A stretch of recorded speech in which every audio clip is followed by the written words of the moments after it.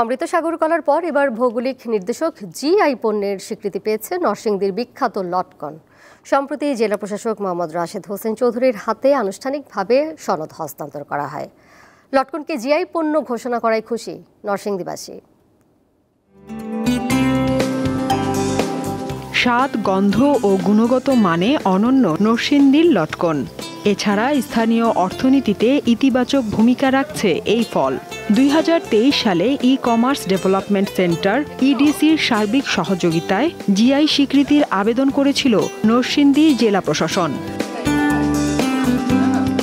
দীর্ঘ পর্যালোচনার পর নরসিংদীর লটকনকে ভৌগোলিক নির্দেশক বা জিআই পণ্য হিসেবে স্বীকৃতি দেওয়া হয়েছে। এর আগে গত বছর নরসিংদীর অমৃত সাগর কলাকে দেওয়া হয় জিআই স্বীকৃতি। এবার লটকনকে স্বীকৃতি দেওয়া হয়েছে, এটার জন্য আমরা অত্যন্ত আনন্দিত এবং গর্বিত। নরসিংদী শিবপুর জয়নগরের লটকন খাদ্য খুব সুস্বাদু। উঁচু আর লাল মাটির টিলা লটকন চাষের জন্য উপযোগী ভূমি।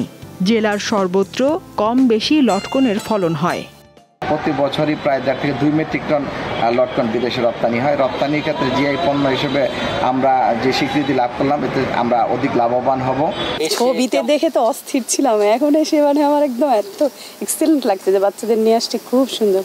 খাচ্ছি নিয়েও যাবো গাড়ি ভরে।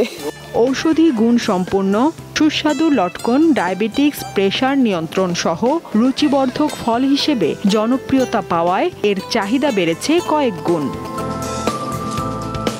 এবছর জেলায় 1,500 হেক্টর জমিতে লটকনের আবাদ হয়েছে। দীপ্ত বার্তা কক্ষ।